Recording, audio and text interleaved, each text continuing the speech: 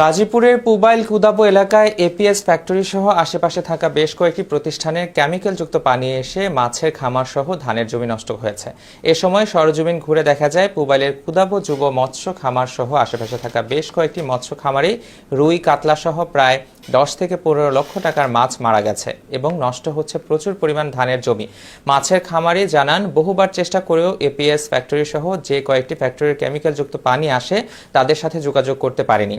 প্রতিনিয়ত ফ্যাক্টরির কেমিক্যালযুক্ত পানি আসায় আগেও আমাদের ক্ষতি হয়েছে। আমরা আমাদের ক্ষতিপূরণ সহ সুষ্ঠু সমাধান চাই। লক্ষ টাকার মাছ ইতিমধ্যেই ধ্বংস গার্মেন্টস সহ যে ফ্যাক্টরিগুলার ধ্বংসাক্ত এই কেমিক্যাল বর্জ্য পানিগুলো আসছে, সেই পানি যেন বন্ধ হয় এবং তার যে পরিমাণ ক্ষতি হয়েছে সেই ক্ষতিপূরণ যেন তাকে প্রদান করা হয়। অপসেনিকের পানি এসে কেমিক্যালের পানি এসে মাছটি মরে।